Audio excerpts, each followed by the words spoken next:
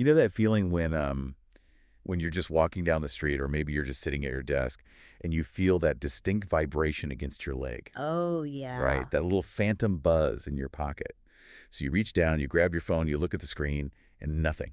Completely blank. Nothing at all. No text, no email, no alert. You just, like, totally hallucinated a notification. It's a really profound and honestly almost eerie modern phenomenon. I mean, our nervous systems have actually been rewired to anticipate these digital interruptions. We're literally feeling the ghost in the machine. Yeah, and since you already have the phone in your hand, you figure, well, might as well just check it. Exactly. You're already there. Right. So you open an app, you do that reflexive pull to refresh motion, and suddenly, bam, you are 3 hours deep into a scroll hole of videos you don't even care about. And then comes the guilt. Always. When you finally snap out of that trance, you just blame yourself. You think you're lazy or, that you have absolutely zero self-control. But okay, let's unpack this. Because if you are listening right now and feeling guilty about your screen time, don't. You are playing a rigged game. A completely rigged game. We're looking at a fascinating stack of articles, briefings, and expert guides on digital minimalism today. And the mission for this deep dive is decoding why relying on willpower to put down your phone is essentially pointless, and how we can fundamentally redesign our environments to reclaim our focus. Because willpower is actually the greatest trick the attention economy ever pulled. They want you to believe that your finite discipline is simply failing. That it's a personal flaw. Right, exactly. But in reality, you are a single human brain sitting across the chessboard from multi-billion-dollar algorithms. And these are algorithms designed by cognitive psychologists specifically to harvest your focus. It's fundamentally an unwinnable game if you play by their rules. So what's our role here today? Well, my goal today is to synthesize these strategies from the sources to help you, the listener, transition. We really want to move from being a product, someone whose attention is just harvested and sold, into an intentional user of technology. I love that. Moving from product to user.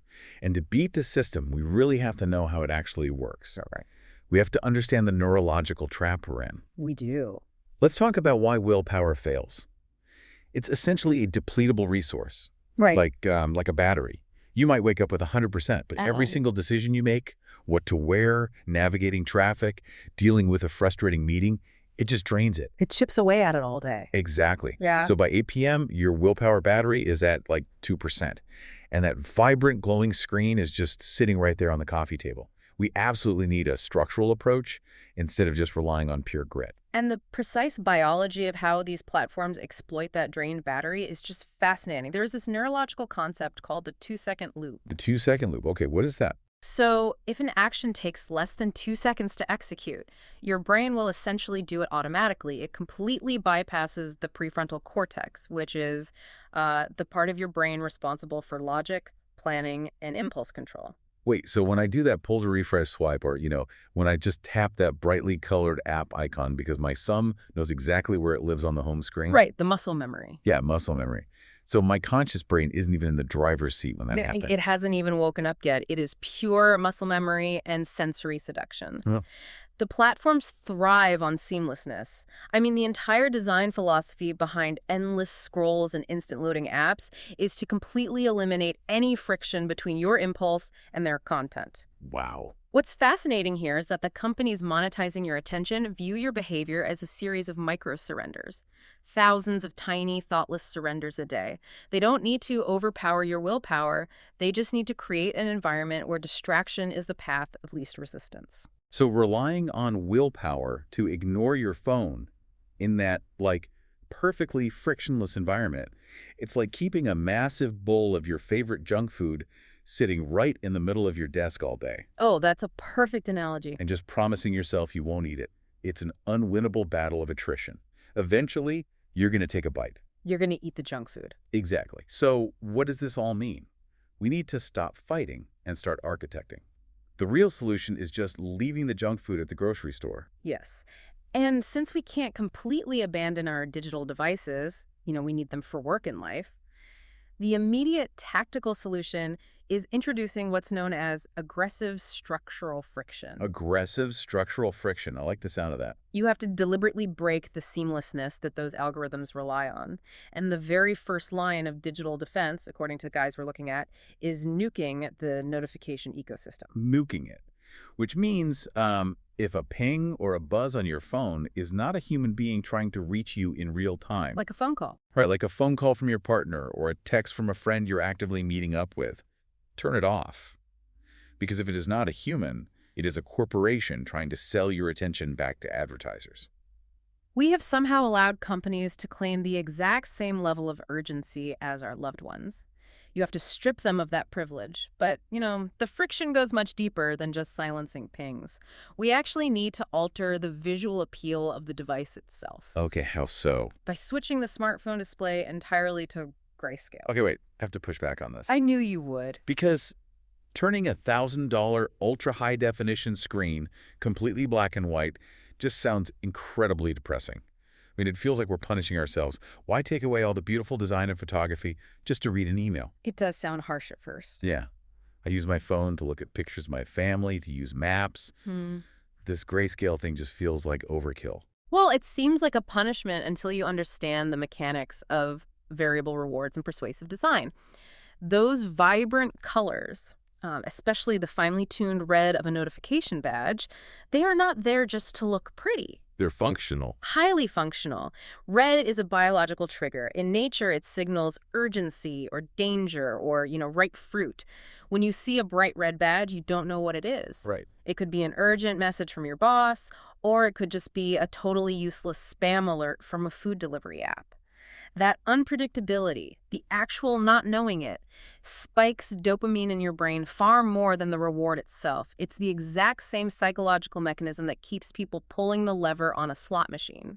So the color is actually creating the compulsion before I even know what the notification is about. That's the trap. Stripping away that color isn't an act of punishment. It is an act of radical sovereignty.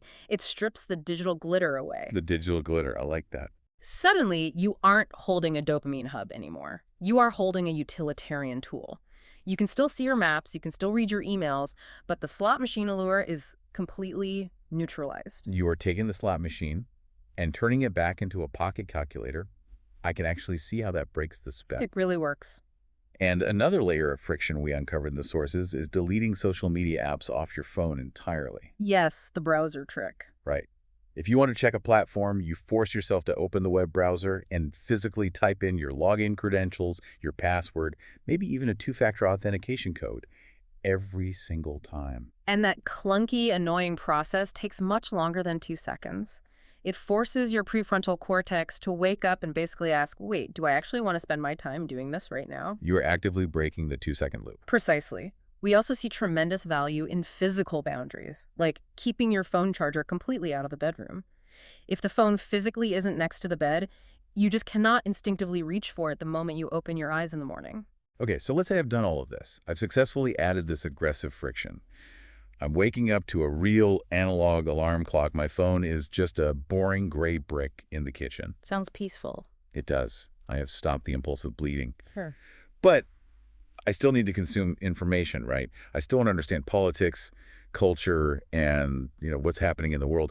How do I do that without falling back into the trap? Because right now, I feel like most of our media consumption is just digital foraging. Digital foraging is such an accurate way to describe it. We just wander through feeds, hoping to stumble upon something nutritious. But this creates what the experts call synthetic expertise, without any deep comprehension. Synthetic expertise. What does that look like? Well, we skim a sensationalist headline. We read, 2 angry comments underneath it. And the emotional resonance of that outrage tricks our brain into feeling like we've done deep research. We essentially mistake being overwhelmed with information for actually being informed. Oh, wow. That distinction between feeling informed and actually understanding something is massive. And here's where it gets really interesting. Yeah. There's a radical rule in our sources to combat this. The intention rule. Exactly. Choose what you consume before opening the app. Never just open a platform to see what's there, because the algorithm has already decided what is there, and it is curated entirely to keep you scrolling, not to educate you. And to operationalize that, we need to look at asynchronous consumption. This means you never read or watch a piece of content in the feed where you originally found it. Let me make sure I have the mechanics of this right. Yeah. So if I'm looking at a timeline on my computer and I see a long-form article that actually looks incredibly valuable, I shouldn't just click it and read it right then and there. No, you shouldn't, because what happens the exact second you finish reading it? I guess I go back to the feed. Right. The platform dumps you right back into the infinite scroll. The instant gratification loop just continues uninterrupted. Instead, you send that article to a read later application, or you use an RSS reader. Oh, okay. So I'm saving it for later. You aggregate all these high-quality items throughout the week in a separate, quiet digital space. Then you sit down for a scheduled hour, maybe on a Sunday afternoon, to batch consume them on your own terms. So you are shifting your media intake up the production timeline, taking control of the when. Exactly. This ties directly into another strategy from the briefings, which is swapping out breaking news, which is usually just fragmented panic anyway, for weekly roundups or long-form books. Applying a 24-hour rule for hot takes. A very crucial rule. Yeah, just wait a day before reading the commentary and see if it even still matters. Usually the outrage cycle has already moved on by then. If we connect this to the bigger picture, it really comes down to prioritizing value density over speed. A fantastic litmus test for any piece of media is asking, will this information matter in 6 months? 6 months, that's a high bar. It is. And if the answer is no, it rarely deserves your attention today. By moving to asynchronous consumption, you stop reacting to the algorithm's timeline and start enforcing your own. But wait, if I turn my phone into a grayscale brick, and I'm only reading the news once a week on Sunday afternoons, I'm going to be standing in line at the grocery store on a Tuesday with literally nothing to do. And that's exactly where you want to be. Really. Because the attention economy has trained us to be absolutely terrified of that cognitive void. Just the idea of standing in a checkout line doing nothing, just staring at the chewing gum for 3 minutes, it feels agonizingly uncomfortable. My brain just starts to panic. That panic is quite literally a symptom of withdrawal. Platforms monetize boredom and tolerance. The very moment discomfort or stillness appears, our conditioned response is to reach for the device to numb it. We just want to make the awkwardness go away. Right. But by doing so, we trade our capacity for deep reflection for a quick hit of digital junk food. Boredom isn't a void that needs to be filled. It is a functional requirement for the human spirit. So we have to build what the guides call a do-nothing buffer into our daily routines. Intentionally walking to the coffee shop without headphones, or just sitting on a dark bench without pulling out a screen, just existing. Because cognitive idleness is the prerequisite for cognitive synthesis. When you are constantly consuming information, your brain never has the downtime required to actually connect the dots. For processing time. Yes. The aha moments, the original thoughts, the creative problem solving, that all happens in the default mode network of your brain, which only activates when you stop bombarding it with external stimuli. But to actually survive that itchy, uncomfortable feeling of withdrawal without caving, there is this brilliant technique the sources mention called attention surfing. I love this technique. Me too. When that sudden, intense urge to check your device hits you, you don't fight it, but you don't give in either. You just pause for 90 seconds. You just notice how the sensation physically feels in your body. Usually the urge peaks at around 30 to 60 seconds. Your heart rate might bump up slightly. You might feel a literal twitch in your fingers. Yeah, like you just need to reach into your pocket. Exactly. But if you just ride the wave, it naturally fades. Sitting with that urge, rather than automatically soothing it with a screen, builds incredible meta-awareness. You realize you are not a slave to the impulse. You can just observe it passing by. It's empowering to realize the urge will pass whether you pick up the phone or not. But as you build that meta-awareness, we run into kind of the final hurdle. What's that? Well, while boredom is healthy, you cannot just stare at a blank wall forever. The human brain hates a true vacuum. If you strip away all the digital noise but fail to replace it with a deliberate plan, you will inevitably drift back to the path of least resistance, back to algorithmic scrolling. Oh, absolutely. We have to actively cultivate analog anchors. Analog anchors. Like what? These are hobbies or practices that have absolutely no optimization loop. Things like woodworking, physical writing, complex crafting, tending to a garden, activities that require your hands, your physical presence, and your undivided attention. And there is a critical emotional distinction here between consumption and creation. Consumption feels stimulating in the moment, but creation feels meaningful in the long run. Yes. When you spend 3 hours doom scrolling, Your brain is receiving a massive amount of neurological stimulation, but at the end of the night, you feel entirely hollow. Totally empty. Conversely, when you spend 2 hours tending to a garden or learning a chord on a guitar, it might be frustrating, it might be slow, but it leaves you with a deep, enduring sense of meaning and competence. And it doesn't just have to be solitary hobbies in your garage either.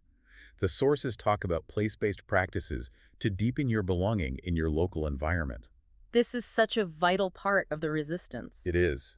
There is a beautiful, specific example from a community in Shawi, West Java. Mm. Over there, resisting the attention economy isn't just about putting the phone away in an individualistic sense. It is about actively engaging with community kitchens. Mapping out local markets. Yeah, taking nature walks. It is about prioritizing the flesh and blood people and the physical environment right in front of you over algorithm-driven feeds from servers thousands of miles away. Local rooting builds an identity that isn't dependent on digital metrics or online validation. It makes you resilient. But of course, there will still be moments when you are tired, your willpower is completely shot, and the digital pull just feels overwhelming. We're only human. Right. So to break those remaining compulsive loops, there is a highly practical framework called the DEADS method. DEADS. Let's walk through how that actually looks in real life, because I think it's brilliant. Say I'm sitting on the couch on a Friday night, I'm exhausted from work, and I feel that overwhelming urge to just open a video app and zone out. How do I use DEADS? Okay, so the D stands for delay. That is the attention surfing we just discussed. You tell yourself, I can check the app, but I have to wait 90 seconds first. And often, the urge passes right there. It does. But if it doesn't, you move to the E, which is escape. You physically remove yourself from the trigger environment. Get up off the couch, walk into the kitchen, or step outside onto the porch. You have to change your geography. Okay, so I'm standing in the kitchen, I've delayed, I've escaped, but I still really want to check my phone. Like the urge is still there. Then you move to A, which is avoid or accept. You just accept the uncomfortable feeling of missing out. You acknowledge the FOMO without acting on it. Just sit with it. Exactly. Then comes the second D, distract. You engage in a high-friction alternative. You pick up a physical book, you shuffle a deck of cards, or, you start washing the dishes. Anything with your hands. Right. And finally, the S is substitute. Over the long term, you replace the harmful habit with a restorative one. So instead of Friday nights being for doom scrolling, Friday nights become the time you work on a physical puzzle or play a board game. Delay, escape, avoid or accept, distract, substitute. Looking at all of this together, the aggressive friction, the asynchronous reading, surfing the urges, the analog anchors, it all points toward a very profound shift in how we live. It's a lifestyle change, fundamentally. It is about building a physical, offline life that is so deeply satisfying, so dense with meaning, that returning to the digital world actually feels like a downgrade. This raises an important question you have to ask yourself. What is your current digital habit training your mind to become? Wow. Every hour spent mindlessly swiping is an hour of neurological training in distraction, outrage, and shallowness.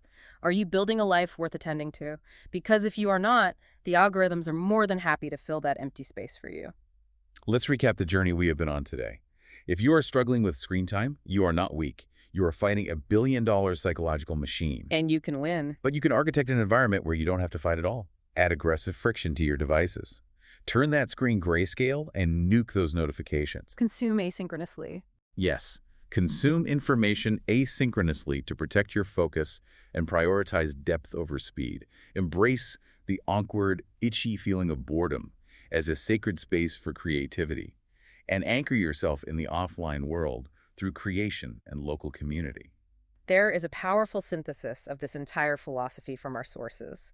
The ultimate defense against the attention economy is a life so compelling, demanding, and clear in its objectives that algorithmic distractions feel like an annoying tax rather than a refuge. An annoying tax rather than a refuge.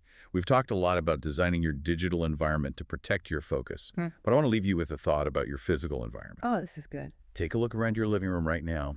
Just look at the geography of your space. Is your furniture arranged to prioritize staring at a glowing screen? Or is it arranged to prioritize face-to-face human connection, conversation, and creation? That's a challenging question. Because maybe true resistance to the attention economy doesn't start with deleting an app.